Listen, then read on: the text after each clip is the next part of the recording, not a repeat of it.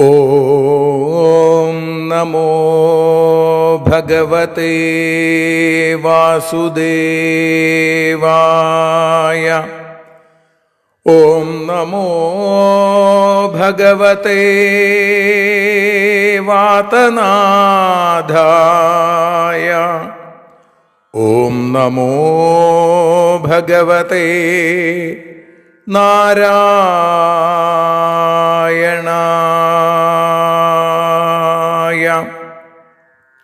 ഏവർക്കും നാരായണീയ മധുരം ആസ്വദിക്കാൻ ഒരിക്കൽ കൂടി സ്വാഗതം. മൂകം കരോതി വാചാലം പങ്കും ലംഘയതേ ഗിരിം യൽകൃപാതമഹം വന്ദേ പരമാനന്ദമാധവം. അഖിലാനപരാധാന്മേ ക്ഷമസ്വ കരുണാനിധേ പ്രസീദ മൽഗുരോ നാഥ ജനകായ നമോ നമഃ. അഖിലാനപരാധാന്മേ ക്ഷമസ്വ കരുണാംബുധേ പ്രസീദ മൽപ്രിയേ നാഥേ മാതൃരൂപേ നമോസ്തുതേ. സദാശിവസമാരംഭാം ശങ്കരാചാര്യമധ്യമാം അസ്മദാചാര്യപര്യന്താം വന്ദേ ഗുരുപരമ്പരാം. നാരായണീയത്തെ പറഞ്ഞിടുമ്പോൾ നാരായണാഖ്യനെ നമിച്ചിടുന്നു. നാരായണൻ വായുപുരത്തിലീശൻ നാവിൽ നിറഞ്ഞെന്നെ തുണച്ചിടേണേ.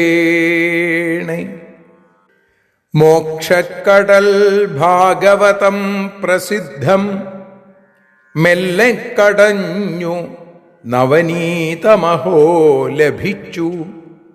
മന്നിൽ നരന്നു ഹരിഭക്തി ലഭിക്കുവാനായി മേൽപുത്തുരേക്ക് സദയം ശുഭ സ്തോത്രകാവ്യം.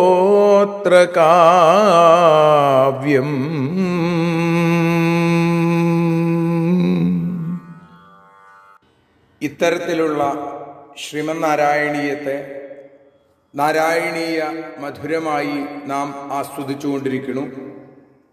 ഇന്ന് 149 ദിവസം. ശ്രീമന്നാരായണീയം 15 ദശകം ആരംഭിക്കുകയാണ് ഇന്ന്. അതുകൊണ്ട് തന്നെ ആദ്യത്തെ ശ്ലോകം കപിലോപദേശം എന്നറിയപ്പെടുന്ന ശ്രീമദ് ഭാഗവതത്തിലെ 9 അധ്യായങ്ങളിൽ പ്രതിപാദിച്ച ഭഗവത്വാണിയെയാണ്, സാരസംക്ഷേപമാണ് ഈ ദശകം. ഓരോ ശ്ലോകങ്ങളെ കൊണ്ട് ഓരോ അധ്യായത്തെ മേൽപ്പുത്തൂർ നാരായണ ഭട്ടതിരി സംഗ്രഹിച്ചിരിക്കുന്നു. അതിനെ നമുക്ക് ആദ്യത്തെ ശ്ലോകത്തെ ഇന്ന് മനനം ചെയ്യാം.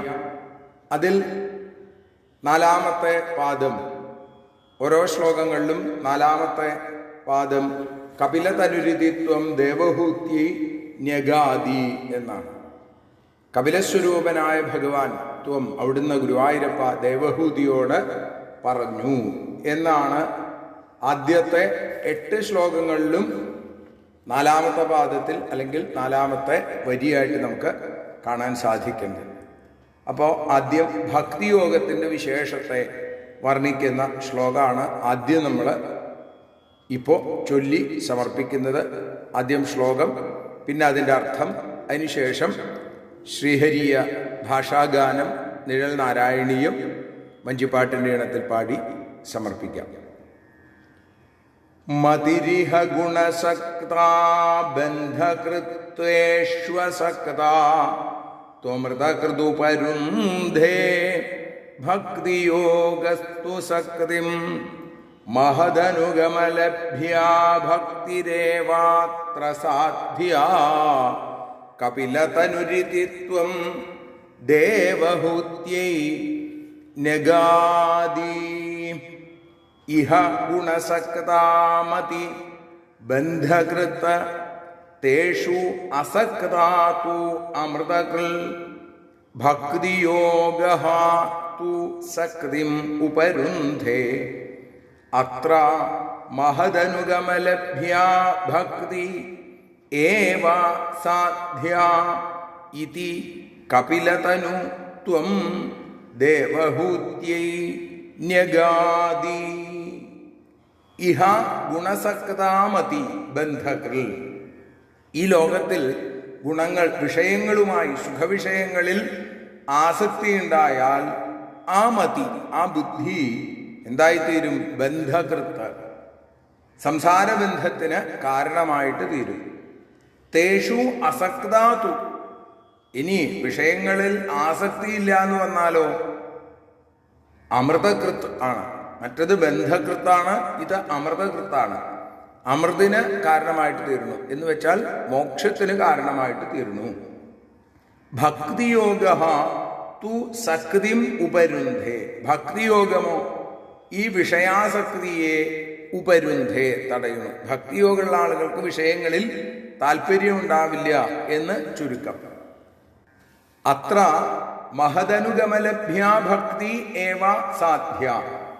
മഹാന്മാരുടെ സംസർഗം കൊണ്ട് മഹദനുഗമലഭ്യ കിട്ടുന്ന ഭക്തി, അതാണ് നമ്മൾ സമ്പാദിക്കേണ്ടത്. ഏവ സാധ്യ, നമ്മൾ സാധിക്കേണ്ടത്, നമ്മൾ നേടിയെടുക്കേണ്ടത് ആ ഭക്തിയാണ്. ഇതി കപിലതനു ത്വം ദേവഹൂത്यै ന്യഗാദി. ഇങ്ങനെ കപിലസ്വരൂപനായ അവിടുന്ന് ഗുരുവായൂരപ്പ അവിടുന്ന് ദേവഹൂതിയോട് പറഞ്ഞു, ക്ഷണികമായ ജീവിത സുഖങ്ങളുടെ പിന്നാലെ പോയാൽ അവർക്ക് ഭഗവാനെ സേവിക്കാൻ താല്പര്യം ഉണ്ടാവില്ല, അതുകൊണ്ട് സമയം ഉണ്ടാവില്ല. നമ്മൾ പലപ്പോഴും പറയാറുള്ളത് എനിക്ക് സമയമില്ല എന്നാണ്. സമയമില്ലായ്മയല്ല, താല്പര്യമില്ലായ്മയാണ്. താല്പര്യമുള്ള കാര്യത്തിനൊക്കെ നമുക്ക് സമയം ഉണ്ടാവും. ലോകത്തിലെ എല്ലാ ആളുകൾക്കും 24 മണിക്കൂറേ ഭഗവാൻ കൊടുത്തിട്ടുള്ളൂ. അത് മലയാളിയാവട്ടെ, തമിഴ്നാട്ടുകാരനോ ഹിന്ദിക്കാരനോ അമേരിക്കക്കാരനോ ലണ്ടനിലുള്ള ആളും ആരുമായിക്കൊള്ളട്ടെ, എല്ലാവർക്കും 24 മണിക്കൂറാണ് സമയം കൊടുത്തേക്കുന്നത്. അതിൽ ഭഗവാനെ ആശ്രയിക്കുന്ന ആളുകൾക്കും ഭഗവാനെ ആശ്രയിക്കാത്ത ആളുകൾക്കൊക്കെ 24 മണിക്കൂറാണ്. അപ്പം ഏതിലാണോ നമുക്ക് താല്പര്യം അതിൽ സമയം ഉണ്ടാവും. അപ്പം ആനന്ദസ്വരൂപനായ ഭഗവാനിൽ ആസക്തി ഉണ്ടായാലോ ക്ഷുദ്രസുഖങ്ങളുടെ പിന്നാലെ പോകാൻ തോന്നില്ല എന്നാണ്. വെളിച്ചം വരുന്നത് വരെ മാത്രമേ ഇരുട്ടിന് സ്ഥാനമുള്ളൂ. അപ്പം അജ്ഞാനത്തിന് കാരണമാകുന്ന ഈ വിഷയസുഖങ്ങളുടെ പിന്നാലെ പോവാൻ നമുക്ക് തോന്നാതിരിക്കാൻ എന്തു വേണം? ജ്ഞാനപ്രദീപമായിരിക്കുന്ന ഭഗവാൻ ഉള്ളിൽ മിന്നിത്തിളങ്ങണം. അപ്പോൾ ഭഗവാനെക്കുറിച്ചുള്ള ഭഗവാനിലുള്ള പരമമായ പ്രേമം, ഇതാണ് ഭക്തി അല്ലേ? ഭഗവാനിലുള്ള ആസക്തിയാണ് ഭക്തി. അത് ഭക്തി മുക്തിക്ക് കാരണവുമാണ്. ആ ഭക്തിയാണ് നമ്മൾ സമ്പാദിക്കേണ്ടത്. ഇതെങ്ങനെ കിട്ടും? മഹദനുഗമലഭ്യാണ്. മഹാന്മാര് സജ്ജനങ്ങളുമായിട്ടുള്ള സംസർഗം കൊണ്ട് ഇത് എളുപ്പത്തിൽ സാധിക്കും. ആ ഭക്തി സമ്പാദിക്കാൻ നമ്മൾ ഉത്സാഹിക്കണം. ചേത ഖലസ്യ ബന്ധായ മുക്തയേ ചാത്മനോമതം ഗുണേഷു സക്തം ബന്ധായ രതം വാ പുംസി മുക്തയേ.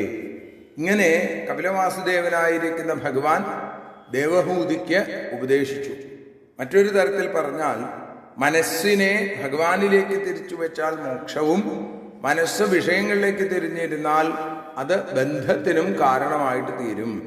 ഗുണങ്ങളിലുള്ള ആസക്തി ബന്ധകാരണമാണെങ്കിൽ ആ ഗുരുവായൂരപ്പനിലുള്ള ആസക്തി മുക്തിക്ക് കാരണമാണ് എന്ന് പറഞ്ഞു തരുന്നു. ഇനി സാഖ്യയോഗ പ്രകാരം, സാഖ്യമത പ്രകാരമുള്ള ജ്ഞാനയോഗത്തിൻ്റെ സ്വഭാവം, അതിനെയാണ് ഇനി അടുത്ത ശ്ലോകത്തിൽ നമ്മൾ കേൾക്കുക. അത് നമുക്ക് നാളെ അനുസ്മരിക്കാം. ഒരിക്കൽ കൂടി ഈ ശ്ലോകം ചൊല്ലാം. മതിരിഹ ഗുണസക്താ ബന്ധകൃത്തേഷ്വസക്താ ത്വമൃതകൃതുപരുന്ധേ ഭക്തിയോഗസ്തു സക്തിം മഹദനുഗമലഭ്യാ ഭക്തിരേവാത്ര സാധ്യ കപിലതനുരിത്വം ദേവഹൂത്യൈ ന്യഗാദി. ഇനി ഇതിൻ്റെ മലയാള പരിഭാഷ ശ്രീഹരിയും. നാരായണ നാരായണ നാരായണ നാരായണ നാരായണ നാരായണ കപിലമൂർത്തേ സുഖാസക്തി മൂലം ബുദ്ധി സംസാരബന്ധിതമാകും ആസക്തിയില്ലാത്തവനോ മോക്ഷം ലഭിക്കും. സജ്ജന സംസർഗത്താലേ ഉത്തമമാം ഭക്തി നേടു ദേവഹൂതിയോടു ചൊല്ലി കപിലമൂർത്തി. നാരായണ നാരായണ നാരായണ നാരായണ നാരായണ നാരായണ കപിലമൂർത്തേ.